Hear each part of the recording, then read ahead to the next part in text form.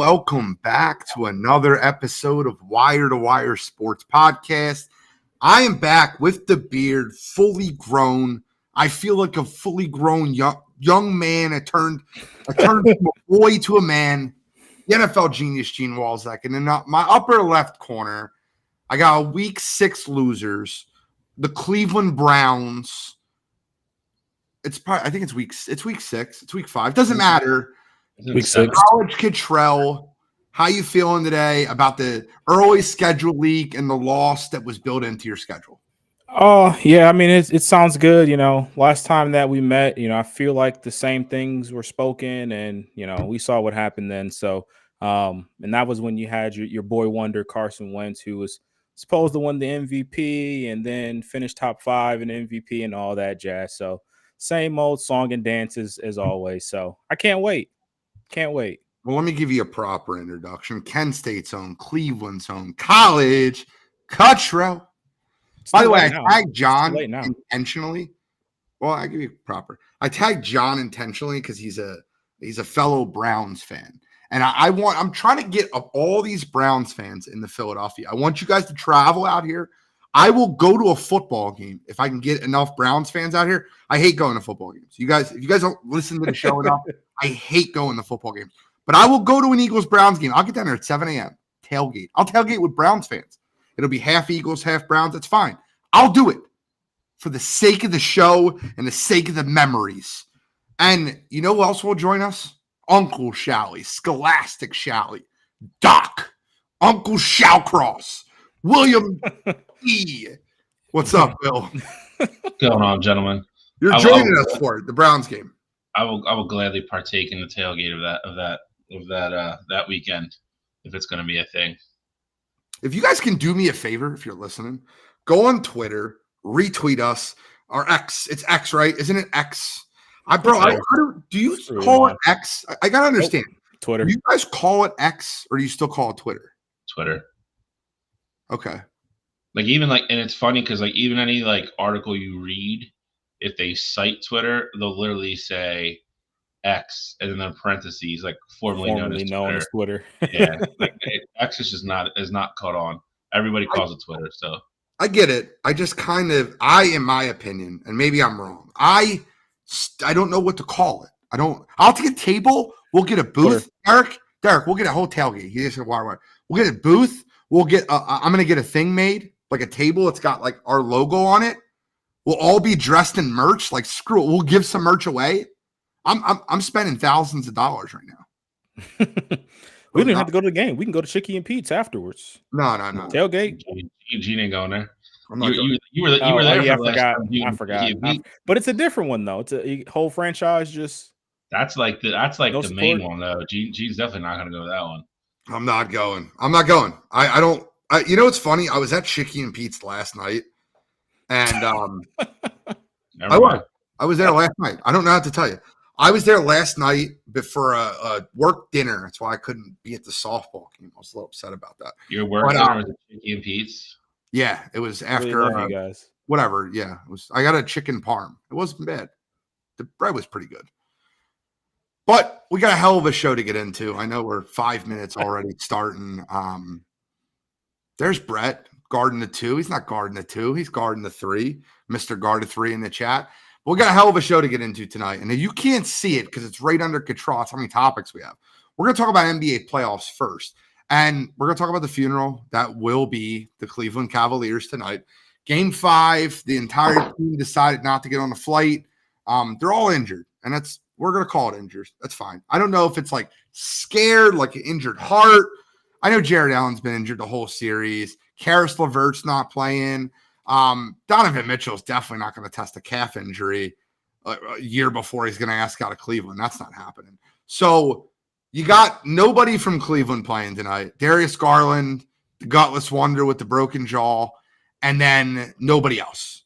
And I will give Cleveland credit, or I don't know if I could take shots at Boston or what it is, but Cleveland played a hell of a tough game 4.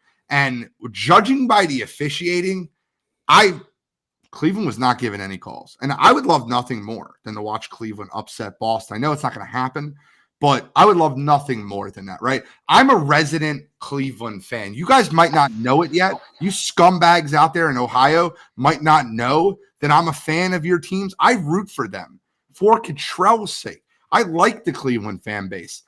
You guys are my scumbags. Don't let him fool you. I do. I root for the Browns. I root for the Browns when they're not playing the Eagles. Come on, you got to give me a resident. He takes digs whenever he can, guys. Don't listen to him. Okay, I'll give you this. You did say you did say we're your scumbags. Those were your words. Like, so everybody else, like, no one else can talk about Cleveland, but you can though. Like, if you make a joke about them, it's okay. But like if someone else does, it's like, hey, relax. Is that how you feel? There's like that cousin that you don't really like. I'm not gonna lie to you. I think this is something that you might laugh at. I sent the tweet out to a lot of different people, and one of them was accidentally, I clicked all the direct messages of the recent direct messages I've had on X, and Spirit Airlines replied to our tweet. But whatever. They are my scumbags in Cleveland. Bose said we have a Sunday night meeting week 17. Who's his team? He's a Miami Dolphins fan. Oh, well, it'll be cold. I wonder, is it in Cleveland or in Miami? Well, Bose will tell you. If it's in Cleveland, then it's in Cleveland, you're gonna win because Till will be able to throw the ball. They don't like cold. No, Dolphins don't like cold weather. Do you think we'll ever be reliving the 94 sports season over again? I don't know what that means. What does that mean? Can someone help me? It says it's in Cleveland, by the way. But whatever. Was that a lockout year or a strike year? Oh, it might have been a lockout year. Yeah, lockout year for baseball. Okay. Well, Cleveland's already down 3 points. But the Cavs versus the Boston Celtics, I'd love to have your opinion on the series, Cottrell, as a Cleveland Cavaliers fan. How ignited are you? How excited are you about your Cavs? Well, I mean, before the series started, I said I had Celtics in 5 if they won game 1, and that's what they did. So, I mean, kind of thought we'd be here. I didn't think it would be under these circumstances. You know, I definitely had hopes of Jarrett Allen coming back to play in this series. I would imagine that a bruise, not even bruise, like a hurt rib from Jarrett Allen. I didn't think that would keep him sidelined for 5 games straight. Well, really more than that, because he didn't play in game 7 either of the Orlando series. So I would have liked to see him out there on the court. Donovan Mitchell coming up now with this calf injury, like after playing all of game 3, like I definitely just look at it sideways. Karis LeVert being a starter on the last game, and he plays the entire game, had no thoughts of an injury, and all of a sudden he's not playing tonight. So I'm at the point where I liked what I saw from the team. I thought they did give some fight. Especially in that last game without Donovan, like they found a way to stay in the game. But at this point, like I told Bill and I told Alex, after actually it might have been during game 1, I'm ready for them to blow it up. Not like all the way full-fledged, like turn over the entire roster, but I am perfectly fine if Donovan Mitchell is not on this roster next year and you trade him and you get pieces for him and you build it back up that way. I don't like the construction of this team. I don't like how the offense has looked, and I'm ready for the overhaul. So if this just came at the sacrifice of Boston taking us to the altar and slaughtering us, then here we are. And, you know, I'm looking forward to the roster for next season. I'm with that. And I appreciate that. Shally, let me ask you a question. I'm not sure how much Cleveland Cavaliers, Boston Celtics basketball you're keeping up with recently. I know you have NHL playoffs. I know you have to prepare for the PGA Tour, all that jazz. And you're also going out there throwing 15-run gems. You know, whatever it is. How much of this series have you caught? I've seen first 2 games all the way through, and then the majority of the next 2 kind of on replay, that type of stuff. Okay, so what are your thoughts on this series? Do you think see, I've never heard Cottrell has been a man of the players, a man of the people. When a guy says he's injured, Cottrell's constantly on their side. But this is not what I'm hearing. This is not the Cottrell I'm hearing tonight. Cottrell is all but calling them out, saying that they're soft. He's saying they're scared to play. He's saying that they don't have guts. That's what he said. It's not them specifically.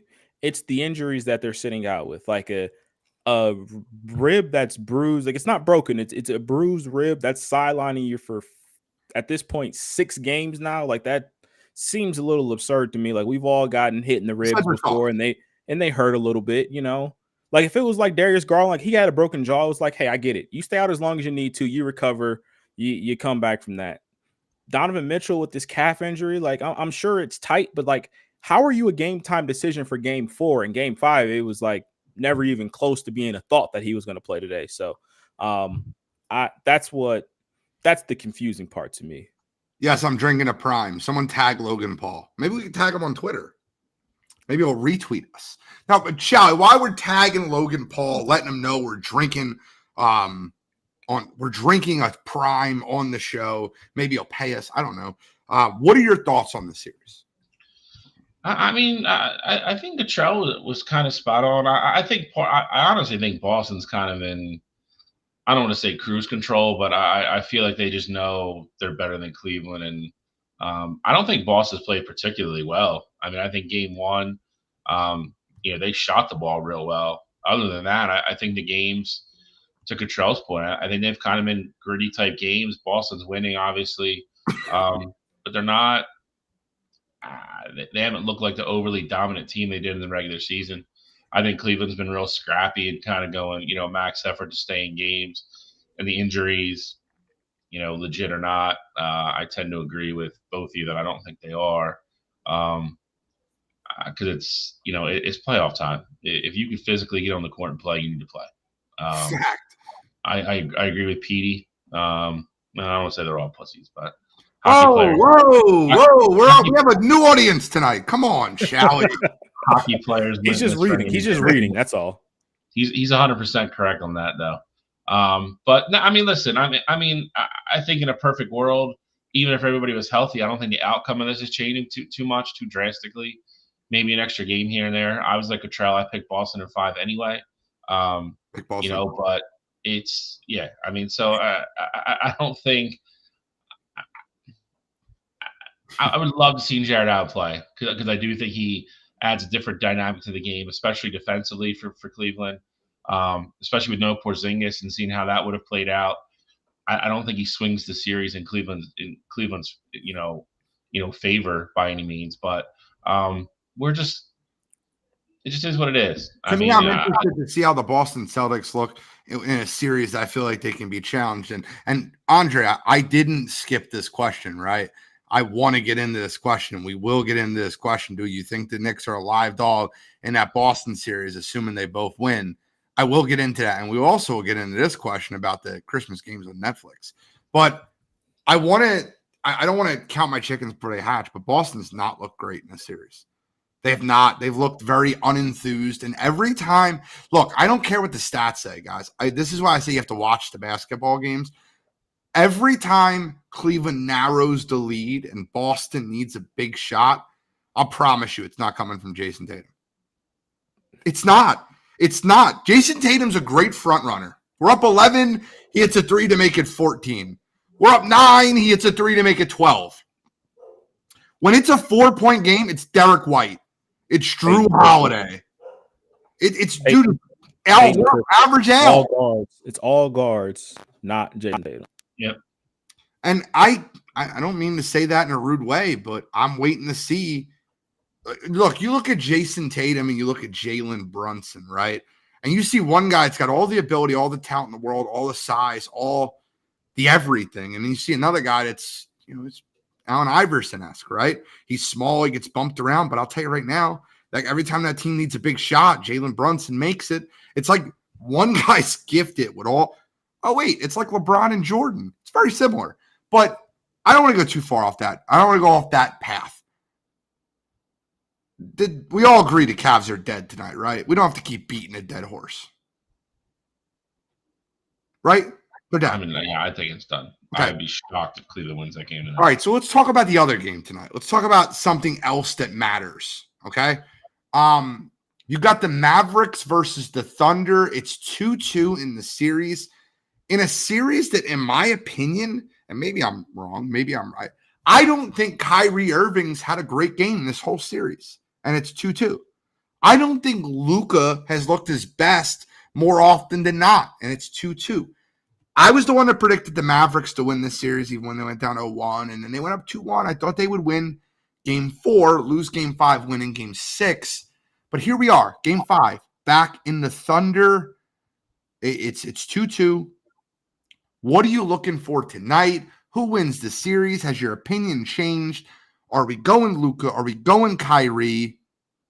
Or are we going with the young Thunder team, SGA?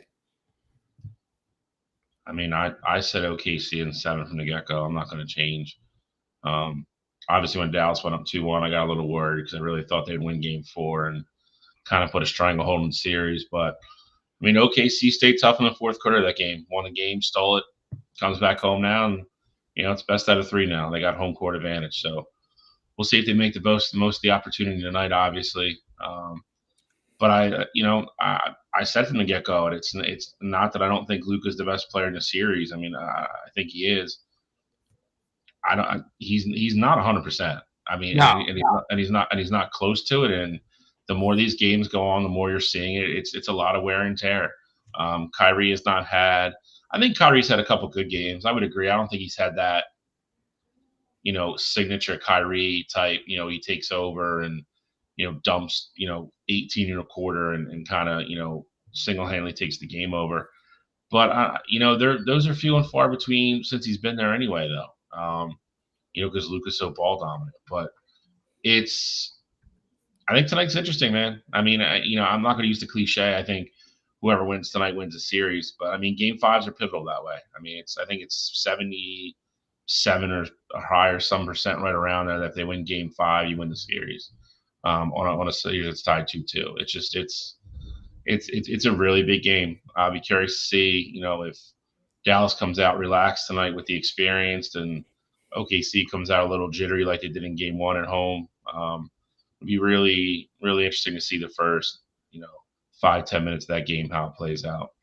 Control, what are your thoughts on the series? I don't think Kyrie's had any bit of a Kyrie series than this at all.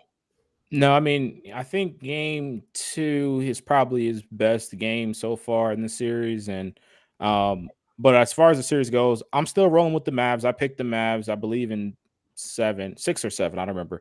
But I picked the Mavs to win the series. I still think they are going to win the series. I think Dallas has to look at it as a thing where did they let Game 4 slip away? Absolutely. But PJ Washington has definitely played above his head so far in this entire series. I'd argue that he's been the best player on the Mavs this entire series. He's been efficient. He's played great defense. He's hit timely shots for them, and he's given them everything that they needed, in this series so far. And the fact that Luka hasn't had a great game yet and Kyrie hasn't had great games yet, I think that should give Dallas reason to believe, like, hey, we're not even at our A game yet, and the series is tied 2-2. Like, we definitely should – and should still win this series based on everything that's going on. I think, though, Dallas is at their best, in my opinion, when Luka gets off to the hot starts and you see him have like 14, 15 points in the first quarter, 20-something points at halftime. And then the second half, you want Kyrie to be your closer. You need to run the offense through Kyrie because you can definitely tell, like, as the game goes on, Luka gets tired, Luka gets banged up. He's always on the ground, flopping for calls, things like that. So plus he has pre-existing injuries already too. I think they need to try and go through Kyrie more in the second half. I just think it makes a lot more sense, especially because Kyrie has done a good job of finding the open shooters. Derek Jones has shot the ball well in the series. PJ shot the ball well in this series. So I like how Dallas's offense has looked, although the stars haven't been hitting their shots. And then as far as OKC goes, I mean, they are like Shea. Don't get me wrong. Shea's been great. Shea's had 30-point games. Last game, he was absolutely incredible, took over in the second half. But their role players have absolutely taken over in this series. Like, the amount of bench points and the depth that this Thunder team has, like, it's truly on display because they just run up and down the court every single quarter. Like, this is a team that never gets tired. They go 9-10 deep. So I think that right now they're able to beat Dallas with that, just with that tempo, and that's why you saw them have that comeback and just the way that it happened in Game 4. I couldn't agree with you more. I think that Dallas ultimately wins the series. Let's talk about the games from yesterday. It's going down, and I'm talking timber. It's going down as a whole. I mean, that tree is falling and falling fast. The Minnesota Timberwolves went up 2-0 on the Denver Nuggets, and these talking heads were, Minnesota's going to sweep them. Guys, I act like this isn't your first NBA playoffs before. What are we watching? Like, you're talking about Michael Malone, top 5 coach in all of basketball. That's fair. And that's an understatement. You could say top 3. You could say best. Right. Top 5 coach all basketball. Nikola Jokic, MVP of the league. Jamal Murray, one of the best closers we've seen. Aaron Gordon, great two-way player. Michael Porter Jr. And they're going to get swept? Come on, guys. Why? Because Minnesota came out, won 2 games on Denver's home court. Now, with that being said, everyone's out on Minnesota again. And I love being on my branch. I still have Minnesota win this series. Anthony Edwards is a star. He's coming into superstardom. And I think these next 2 games will show you how much of a superstar he is. I think that the Minnesota Timberwolves win Game 6. And in Game 7, they come back to Denver and do exactly what they did in Games 1 and 2 and win the game. Now, I will take a parting shot. Minnesota's game plan completely changed over one good shooting night by Aaron Gordon. Guys, you can't do that.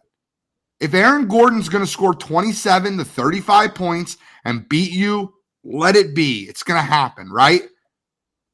Gobert needs to be roaming the lane. You put Karl Anthony Towns on Jokic, and you lay off of Aaron Gordon. You allow him to be a jump shooter. If he beats you shooting the basketball, you deserve to lose. But I'll tell you what can happen. Ant Edwards has to be better in Game 6. He was bad in Game 5. They rushed him, and he didn't know what to do. So coaching, Michael Malone, made a huge adjustment in Game 5, and he just doubled him. They rushed him. 2 different angles every time he touched the ball, and he made the wrong reads and wrong plays. He's a young basketball star. People are calling him Michael Jordan after Game 2. I mean, he's going to be good. He's got that killer instinct, but slow down. It's a young Timberwolves team. I like the Timberwolves still win the series in 7. No, I think Gene, I told you before, I think I've been bamboozled here. I think the Timberwolves, they had a great game plan, and I didn't think that Denver would get swept, but I thought there was no way that Denver was going to win that series. And then Denver, I don't know why they didn't make the adjustment after game 1, but after Game 2, they made the one adjustment I think has changed the entire course of this series. Normally, Jamal Murray is the point guard of that Nuggets team. Well, these last 3 games, they've had Aaron Gordon bringing the ball up court because Jamal Murray was struggling with the size and the physicality of those Minnesota defenders. And since they've done that, it has opened up the offense a ton. You see all the shooters getting open looks. Michael Porter Jr. has been hitting some big shots. Obviously, Aaron Gordon has also been scoring a lot. But as far as what the Timberwolves have done defensively, look, I get it. I agree with you in the sentiment that if Aaron Gordon is the guy that's scoring 30 points a game and that's how you lose, you have to live with that, especially with that Nuggets team. But at the end of the day, if I am Coach Finch and I know I have a defensive player of the year that's won the award 3 times, I should be comfortable at some point saying, hey, we need to slow this guy down. I need you to go out there and do it. And that just wasn't the case in Game 5. Oh, this is a hogwash argument. It's not. With Rudy Gobert, you want to give him Defensive Player of the Year. You say he gives you all these metrics and all these ratings about protecting the paint and all that stuff. I get it. Joker is great. He does this to everybody. Everybody's not a 3-time Defensive Player of the Year. So I think at some point you have to go mano a mano and put your best defender on him and say, hey, we need you to slow this guy down. Now, I'm not saying you do that all game, but if Finch wants to throw a different look at him and wants to throw Rudy on him, you have to imagine that Rudy has to get stops sometimes. And granted, Jokic was making some very tough shots, but at some point you have to get stops. That's just the name of the game, especially if you're a 3-time defensive player of the year. See, this is what I mean. This is the bullshit that Cottrell will spew out here. And you guys are going to believe it, right? The entire series, when Gobert is sticking Nikola Jokic, he's shooting 34% from the floor. Last game, he went nuts, and he made shots. And if you watch the basketball game, I know Cottrell did. The shots that Jokic was making last night were like, throw it over the head, it rolls in. Like, he was making ridiculous off-balance, falling away shots. But anything he threw towards the rim went in the basket, and we're going to blame – and I didn't like Rudy Gobert. I didn't say, we're going to give Rudy Gobert Defensive Player of the Year. I didn't say that. That wasn't me. I would have gave it to Wemby. That's not the point. Wrong Frenchman. But that's okay. It's kind of weird how, like, he has – the MVP has one ridiculous game in the series, and now we're like, oh, we're going to call out Gobert because he's unlikable. I think he is unlikable. It's not one game. I mean, Jokic had 35 in game 4. So, I mean, 35 and then coming out with a 40-piece the next game. I wouldn't say it's one game. But, I mean, if you want to say that, then that's fine. No, but he wasn't stuck. Jokic wasn't on – Gobert wasn't on Jokic. In the second half, Gobert was on Jokic a lot. Okay. Last night, he was on him a ton. I feel like when you're looking at the games that are happening, Gobert's playing him strong, and Jokic is making ridiculous shots. He's one of the greatest offensive players in the game, right? Sure. Even after last night's game, even after the efficient game, he's only shooting 43.8% against Gobert this series. Like, that's not bad. I'll take that. I'll sign up for that. No, it's not. It's great game last night. It's not that it's bad. What I'm saying is, games 1 and games 2, they were sending the double with either Cat or Gobert. Gobert also didn't play in game 2, so I mean those Correct. numbers are also slanted a little bit. It was 11 for 29 going into last night, just to give you the okay. update. So in game 1, Joker had a terrible game by everybody's standards. We all said Joker didn't play well game 1. Game 2, Gobert didn't play. Game 3, Jokic had very efficient game. Games 4 and 5, he had 35 and then 42 or 43 or whatever. So I'm just saying, at some point, if you're a 3-time defensive player of the year, I don't know how many guys have won the award 3 times, but you're in an elite company. At some point, especially when games are tight down the stretch, I want you to go mano-a-mano and stop this guy. I'm not saying it has to happen every time. Joker's great. You're not going to stop him every time, but you got to stop him at some point and go one-on-one with him. That's all. Yeah, and Gobert was also in foul trouble in game 4 for majority of the game when Jokic went off. So you're right. He's got to not foul. That's fair. You can make that argument. But I think last night, and did you watch the game last night, Shai? I'm sorry. We're getting into like a one-on-one, and I don't want to ignore you because I'd love to hear your opinion on this. No, I actually did watch it last night, but I look at it this way. To Cottrell's point, I tend to agree with it a little bit, with the way we stack these players up and do greatness and that, what's the one thing everybody likes about Michael Jordan? Like, when it mattered most, every single time he came through, Yep, what the perception is. I don't think it's too much to ask the guy, we're just gonna play straight up across the board. We're not gonna double them because their shooters are shooting and we can't double off somebody else. We need to stop. And I don't think it's too much to look at your 3-time defensive player of the year and say, get me a stop. I agree. I don't think it's something that's realistic to, every time down the court it's going to happen. No, because he is too good. Just like, you're not going to stop Anthony Edwards. You're not going to stop Michael Jordan in his prime, LeBron, whatever. That's not realistic. It's basketball. But that being said, I don't think it's a crazy narrative to have either. I mean, he bullied him last night. You could say it was crazy shots. I don't think them were crazy, dude. It's shots that he normally takes. And they just all went in last night. And if you thought he was going to play as bad as he did in game 1 for the entire series, I think that's short-sighted too. You knew this was coming at some point. I was the one that said that. I was the one telling people to shut up when they were down 0-2 and people were saying they were going to get swept. I was the one that said that. I think Minnesota's got to do something different tonight. tomorrow night. They have to at least come out and give them a different look that they're not settled into. Because if you're not going to make Denver come out of what they're in right now, they found the magic formula right now. So I don't know if it's running Cat back at them on doubles. I tend to agree with you, Gene. I mean, I'm going to make Aaron Gordon beat me versus Joker, obviously. So, but again, if you do that's how that, they started the series. They had Karl Anthony Towns sticking Jokic, and they let Gobert roam the lane.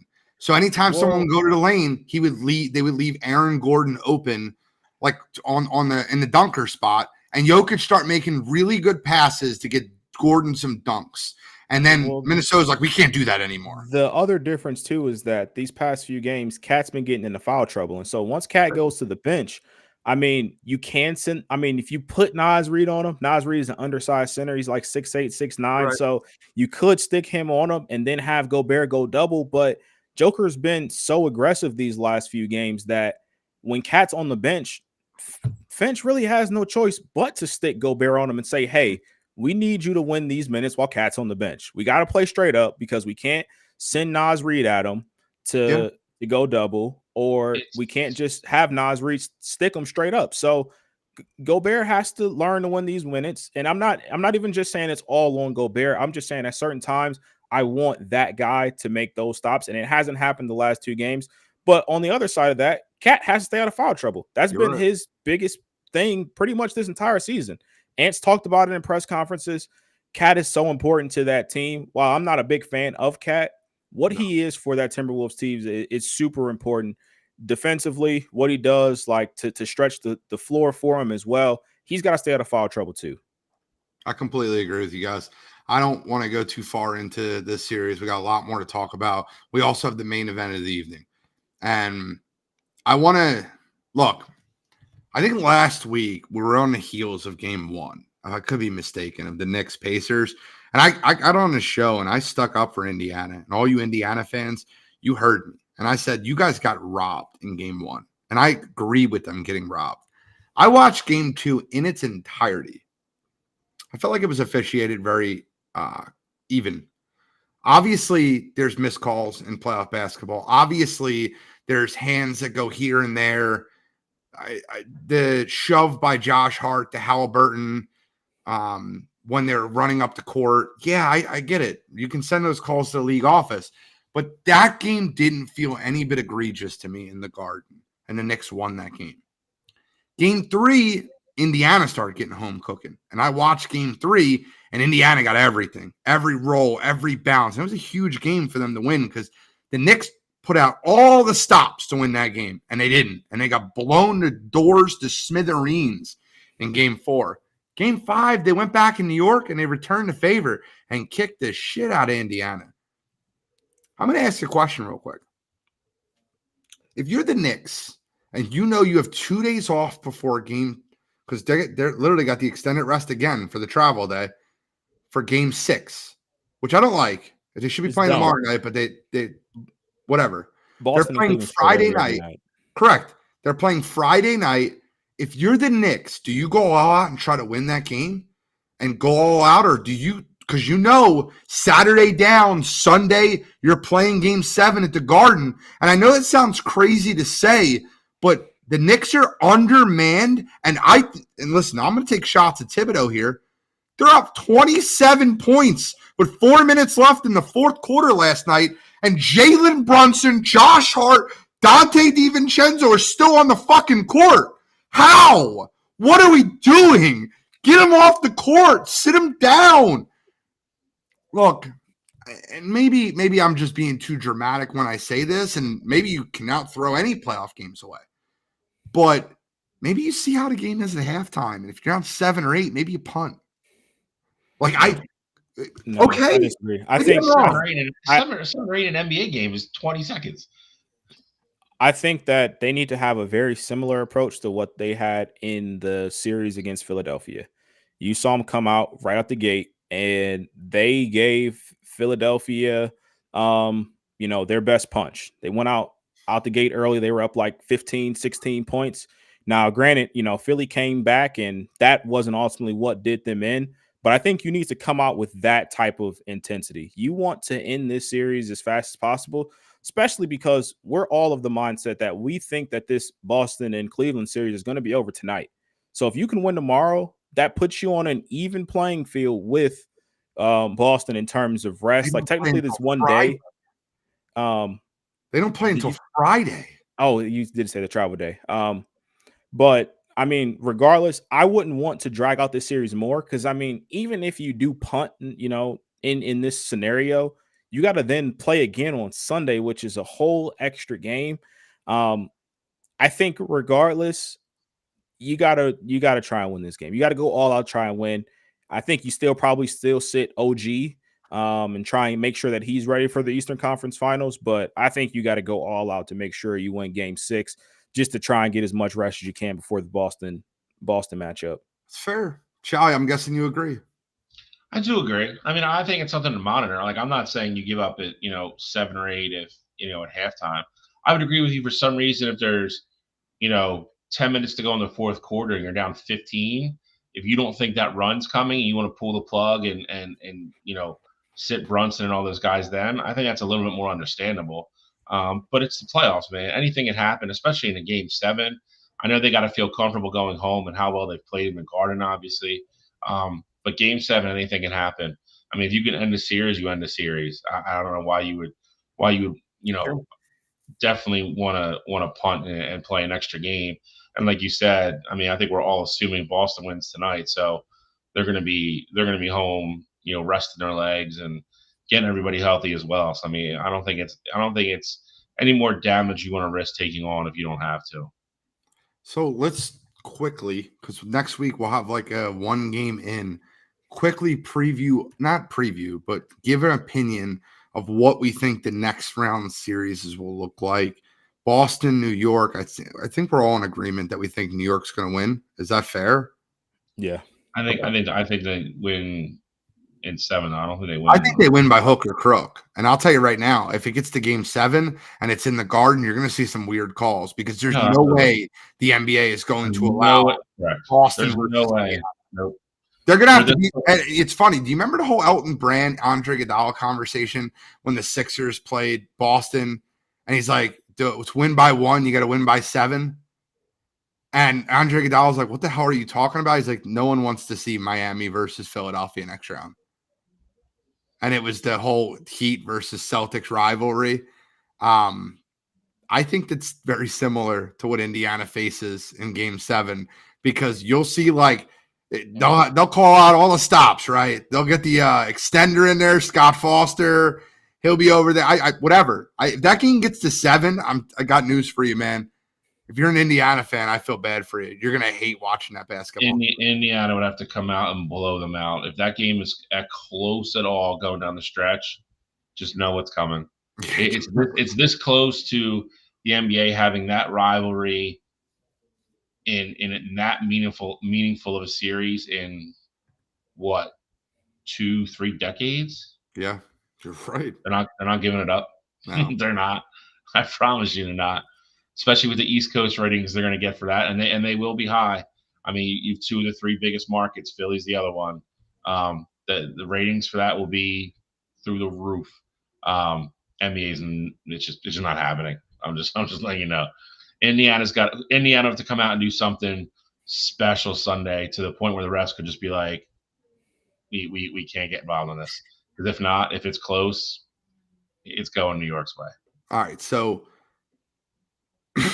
On the other side, we have a whole mishmash. We're lost, right? We have not lost, not me. Well, no, but we all have different projections, right? Shally over here has Denver. I mean, you two are the same. I'm the only one that's different. I have Minnesota versus Dallas. What do you have, Control? I got Denver versus Dallas. See? He's got Denver versus Dallas. Oh, okay. You have Denver versus OKC. Yep. I think that we're missing out on Luka versus Ant if we don't get Minnesota Dallas. I think that's the series. You get the next ones, right? You ever see the great ones? You get the next ones with Luka versus Ant, and I think that's the series that you want to watch. Do you really want to watch SGA versus Jamal Murray? I don't. I mean, it's a really good consolation prize. I mean, you're like you're making it sound like it's trash, and I don't think it is.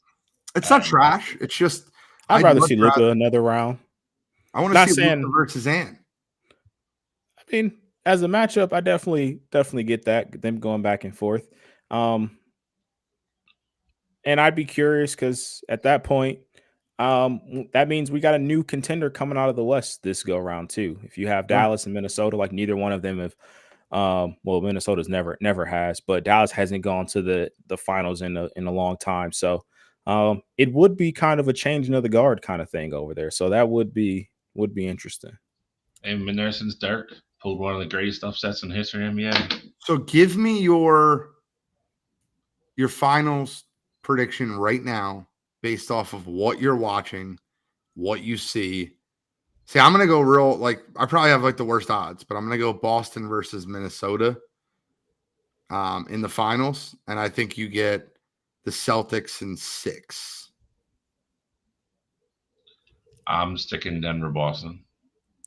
That's probably the most popular one right now. And I'm going Denver-Boston. I got Denver. I think Denver beats Boston in a very easy fashion. I don't think Boston is truly tested until they get to the finals. I don't think OG is ever going to come back in that series. That they probably go 5 over the Knicks in that series. And I don't think they face real adversity until they go to the finals. And I think the Nuggets. You say whatever you want to say.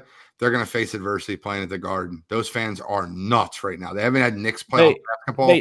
They are Starks. No, I get that. And the crowd intensity is one thing. Crowd intensity is one thing, but Tibbs has run those players into the dirt, and their bodies are breaking down. OG out.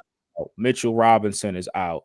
Jalen's banged up. Like, he's been playing, but he's banged up. DiVincenzo's been banged up. Like, I just don't think their bodies are going to hold up in a series talent-wise against that Boston team. Boston has as much talent as anybody in the league.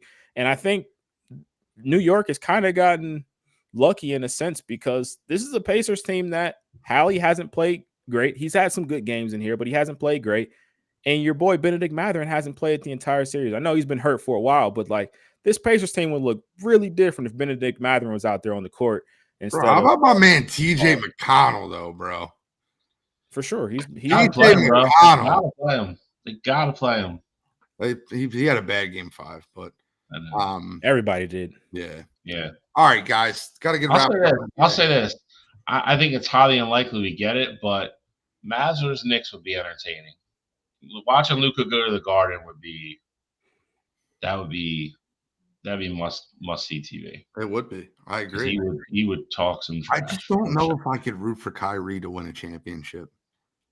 And New York is so obnoxious that as much as I love Brunson, Hart, and DiVincenzo, I don't feel like I can deal with the Knicks winning a championship, them being so close to us. And Brunson. Yo, dude, I can't watch the Cowboys of the NBA. TikToks of Knicks fans being like, Jalen Brunson, or you're like, I took Brunson over Anthony Edwards. Like, you guys are morons. Take him over Tatum. Like, they're morons. And I'm not a Kyrie guy by any stretch of the imagination. I'm never rooting for a New York team. It's not happening. I just think of it this way, right? They have all these, like, you know, the silent challenge, or like, when you see a guy better than so-and-so. They did one with Jalen Brunson. They had him better than Allen Iverson. I'm like, what are you guys out of your freaking mind? Like, he's better than Anthony Edwards. Definitely better than Iverson. I'm like, that same group did one with Joker, and they had Joker above Wilt. Like, I was like, what is going on here? I think they just do it for engagement. So it's working. It's working. It's definitely working. I'm throwing my phone, but alrighty. We're gonna get an argument. This is gonna cause an argument. I know it. And I love Cottrell. I really love Cottrell. I don't even know where this is going. A friend of mine, and I care about him deeply. But, like, I don't know how obnoxious people have to be. Like, she didn't even have a bad season. She didn't even have really a bad game. She had a bad half of basketball. And all Diana Taurasi warned us. Caitlin Clark's not good. And blah, blah, blah, blah. Bro, I can't take it. And like these girls that are like, I told you she wouldn't be able to come in this league and play with us. Like, it's absolutely embarrassing. You realize no one would have watched that Indiana Fever game last night at all if Caitlin Clark didn't play in it. There'd be 12 people in the stands and 17 people watching on TV. And now we're getting people talking about it as like a headline because this girl's in your sport and she's great. And instead of going like it's her first game in the WNBA, she had first half, she played terrible. She played terrible. She didn't play good basketball. Finished with 20 points. By the way, it was the leading scorer in the game, which whatever, that doesn't matter. I guess we don't care about that. But she had a bad half of basketball. Turned the ball over 10 times last night in her first game. Do I need to go back to Michael Jeffrey Jordan's first basketball game in the NBA? Like, it was not good. He shot 30% from the field, turned the ball over 5 times. Like, this is what happens when you take a step up in competition. No one said the WNBA wasn't a step up in competition, but the I told you so people are making me lose my mind. You can't even let her get to a half of a season, not even like a full season. Her rookie year, first half of the first game, Caitlin Clark sucks. Dude, if you read the tweets at halftime in that game last night, you'd be like, what the hell? Like, Caitlin Clark must just be out of her league. Might be out of her league right now. And it reminds me of what's the pitcher from the Dodgers that we all went nuts because he had a bad half of first start. Yamamoto he's terrible. He's got a 2.5 ERA right now. Like, he's terrible. He can't translate to the MLB game. Like, these people waving at clouds. Like, shut up. You guys need to shut up. It's terrible. Gene, you went on a nice soliloquy there, but I don't know what any of that had to do with me. Because you said Diana warned us. That's what you said. She went against the best defensive player in the league last night. No, that is the equivalent. You're taking it to heart here. I'm saying that Diana warned us that she's going to get everybody's best shot every single night, and it will be an adjustment. Like, I get it. Bad shooting nights happen. Like, you're not shooting the ball well. Like, that happens. The 10 turnovers, though, I think that's a bit of not only what Connecticut was throwing at her, but just being a little bit confused about what she's seeing out there. Yeah. WNBA defense are going to operate differently than what you see in college. She had a huge training camp, too. She got drafted 3 weeks ago. like, what are we doing right now? She didn't know who she was playing with. Like, what I'm talking about, though, but this is what Diana Taurasi was saying, though. Like, a lot of people took it as hate, and I get it. She overstepped. She overstepped for sure. She went too far. She absolutely did. She went too far for sure. Like, no doubt about it. But I'm saying, though, is that there's going to be a transition period for Caitlin. She's going to be great. I've said it this entire time. Like, I think she's going to be great. I think by the end of the year, she might finish top 10 in MVP votes. Like, I've said that from the jump. But I also think it's going to be a transition for her, and she will struggle because she's going to get everybody's best shot. Like, the target is on her back, whether it be for good reasons or bad. Whether that's my argument. It's for bad reasons. It's stupid reasons that the target's on her back. Mean, like, if you're a WNBA player and you're like, we want attention, and somebody comes on and brings attention to you. I get that. I get talking about Caitlin. Why are they talking about Aaliyah Boston? Because she averaged 9 fucking points. That's why. That's why we're not talking about Aaliyah Boston. It's. I get it. I get that. But within any sport, the phrase "welcome to the league, rookie" has always been a thing. Like, it's not just. It doesn't have to just be in men's sports. So, like, these pros can feel that way. Like, when Wemby came in, like, you heard all the older guys like Shaq talking about how they were gonna try and throw stuff at him and how they wanted to, rough him up and things like that. And I get it. It hasn't been nearly to the extent that what Caitlin Clark has received. Shaq was never on TV with the appearance of him rooting against Wemby. No. Ever. I get that. And that is the difference with this. Like Taurasi, I'm talking about rookies just getting other teams' best shots. You always you talk about players welcoming in those rookies. That happens across every single sport. Don't disagree. Don't disagree. But again, the difference with her is this. Yeah, like you got Chuck and Shaq on there being like, it's going to be an adjustment. He's going to get banged around. The NBA is way more physical than you are, blah, blah, blah. But it was never ... something negative. Hope he doesn't succeed, which is what it's been with her nonstop from all these older players. I agree. Go back to my You Gotta Be Kidding Me from 3 or 4 shows ago, whenever it was. These girls are getting chartered flights now. If you don't think that's a little bit to do with her and all the money that's getting pumped into the league already because they're televising like 34 of her goddamn games on ESPN, you're nuts. Like this is the reason. This is the reason. I'm not going to go on another rant, and I'm not going to get into the whole like girl or woman fan versus man fan thing. But guys support their teams and support their players. You have a bunch of catty older players who think all their records are going to be under assault or they're going to be forgotten about. Nobody's ever going to forget about Diana Taurasi, ever. She's probably the GOAT, or she's in that conversation. Nobody's ever going to not remember her 20 years from now and just talk about Caitlin Clark. It's all catty. It's all jealousy, and it's annoying. Like, again, when is the last time ever on this show, on ESPN, on Fox Sports, anything, where WNBA opening night led off shows? When has it ever happened? Facts. Ever. Never. It's never happened. Ever. Caitlin Clark. And again, to Gene's point, and to yours too, I'm not saying you're bachelor control. She still had 20 points. She didn't play terrible. Like, everybody was acting like she was throwing the ball over the backboard all night. Like, it's not what happened. She got in foul trouble early. She was flustered. Again, which is what's going to happen. It's no different than any other going from any other sport from college to pro. It's a little bit quicker. Everybody, you don't have the 2 girls on the floor anymore that aren't good. Everybody on the floor is an athlete. Everybody can play. The game's a little quicker. And I'll tell you what else, and it came up a little in the telecast last night. She's exhausted. She's absolutely exhausted. She finished her college season. She went on a whirlwind of a media tour, did her endorsements.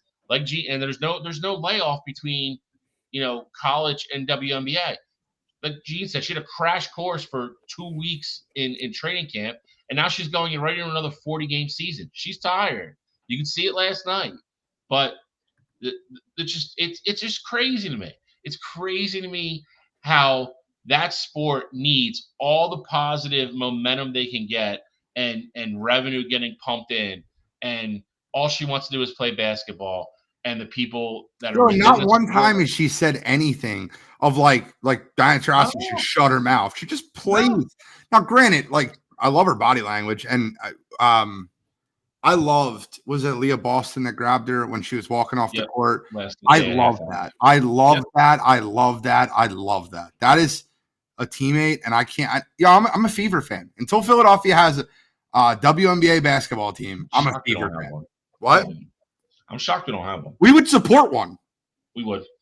Whatever. I guess we're talking too much about women's college basketball or women's professional basketball. We got a lot to get into. Before we do that, though, one of the things that have been like highlighting all sports media pages have been the back and forth. Was it James Jones? I'm sorry. This is so bad. He's a terrible wide receiver. And Austin Rivers, who's a bust of a top 10 pick, have been all over sports. And I got to talk about this part. NBA, Austin Rivers made the comment first, and he said 30 players from the NBA can go play in the NFL right now. That is an obnoxiously stupid comment. It's a dumb comment, right? Like, I think that if like NBA players trained and transitioned, we can find spots for a 6'8" guy that runs like a deer. Like prime LeBron could have played in the NFL. He's probably the only no doubter, though. James Jones said that, well, the NFL guys 30 NFL guys can go play in the NBA, which I think is an even more absurd comment. And I get where he's defending his sport and these guys are going back and forth and the NBA is soft, but I want to hear your opinions out there. Anybody on Twitter? By the way, if you're on Twitter, go and retweet us right now. Like right now, retweet us. But I want to hear your opinions, right? What sport do you think it would be easier to transition from an NBA superstar playing on an NFL football team or an NFL like a Parsons or CeeDee Lamb or AJ Brown going to play in the NBA. Shad, I'm going to start with you here because I think I know where Cottrell's going to go, and I'm hoping to have some alter opinions. Maybe you do, maybe you don't. I don't know. What sport do you think it would be easier to transition from? I think it's easier to transition from the NFL to the NBA. I think the biggest listen. I think what got lost in all of this is what are we saying? Like, what is the transition?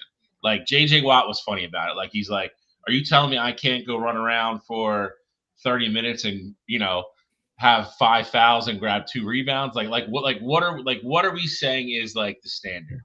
Like, and I think that's important. Like, I love all the comments, by the way, because I was scared that I was going to be everybody was going to say the same thing because I'm exact opposite of what you are, and that's fair. We'll talk about it. It's so much tougher to go be a starting NBA player play in the NBA than it would be to move from so much tougher to go from the NFL to the NBA. 100%. You guys do realize that there are 12 spots on these NBA rosters and there's 30 teams. So do the quick math there. What's that? You got what? 300. I think you can get one rebounder and one enforcer, like a PJ Tucker, a cardio game guy, like a guy that just plays defense that probably can't shoot that well. You could probably find that in the NFL. I'll bet you Anthony Edwards could start at safety tomorrow. Like I'm not trying to be an asshole. Go tell him to play free safety and find the ball. He'd be fine. You're right. You would be fine until he gets run over. That's the difference. Like, you can say whatever you want. The NBA, I mean, you can't factor in baseball, but out of the other 3, they're the softest of the 3. 100%. That's not. I mean, there's no doubt about that. But I don't think you can teach an NFL player how to shoot over there. You can't discount it because you can't say Anthony Edwards can just go play safety and because he's an athlete, he's automatically going to be good at it. That's not true. No, it's not. It's not that. It's not that aspect and then he's of got it. A tackle, like that matters. Like these guys. You think Russell Westbrook could be a safety and embrace physicality? And now you're going to tell me you're going to have a 370-pound lineman that can run a 4.5 coming out of around the edge, and he's getting run over. It ain't easy. Oh no! I don't think any of it. I think the biggest example of this though are literally if you look at like great play. Antonio Gates was one of the best players in college basketball of his time. Like he was at Kent. He took that team to the Elite 8. He was incredible. And he had to say, I'm not good enough to play in the NBA. And so I'm going to the NFL, a sport that I did not play in college at all. And he turned out to be one of the greatest tight ends ever. Like Jimmy Graham, similar story there. Julius Peppers, similar story there. You look at that on the reverse side of things. Look at Draymond Green. Draymond Green was a guy who was on the Michigan State football team. And what happened? Spring game came about. They were out there taking his lunch money and they were being physical with him. And he said, hey, I'm a tough guy for the NBA. In the NFL, in college football, especially in the Big Ten, all these guys are tough guys. I got to transition. I'm gonna play with Izzo, and I'm gonna see if I can make it to the NBA. And that's what he did. I'm not saying there are no guys in the NBA that can go play over in the NFL, because I do think there are a few. But I think you're probably looking at maybe 5, maybe 6. And I think as far as like the other way transitioning NBA to NFL, like. We talk about LeBron. Like LeBron could 100% go in his prime, at least go play tight end. You talk about he also played in high school. Zion Williamson, like he's big enough to go. Oh, bro, Zion! Don't bring Zion up. You're losing me with Zion. That guy can't even play basketball. He gets beat. He can't run down the court without getting hurt. You're gonna put him on a football field? I'm saying he has this. If Zion was on an NFL team, he's gonna be one of the biggest guys on the entire team. He's out of the league in a month. You lost me. I was on your side. You lost me. But regardless, though, with the size of these NBA, like the NBA players too, like I mean, I'm just trying to think of just other, just regular I had guys. you. Like Anthony Edwards. Anthony Edwards, you talk about him going to play safety. Like, there's nothing. You think Russell Westbrook can play running back for an NFL team? Sure, he could. This is what we're gonna do, guys. Hold on. This is what we're gonna do. Next week, a week from today, we are gonna come out with a list, and we're gonna pick 5 NFL players and move them to the NBA and give them a starting 5 of NFL players. And then we're gonna take 5 basketball players, 1 quarterback, 1 running back, 1 wide receiver, 1 tight end, and 1 safety. Okay? I think you got guys too.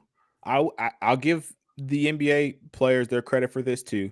Jalen Suggs is a kid who probably could have played in the NFL. Like, he was one of the best quarterbacks in high school. His time around, he decided to go to Gonzaga to play basketball, but he had big time Division I offers. So that's the other thing with the NBA guys. A lot of them played in high school and they had D1 offers. They just said, "Hey, I'd rather go play in the NBA than play in the NFL." Like that, they made that choice. There's also guys that are playing in the NFL that chose football over basketball that played D1 basketball.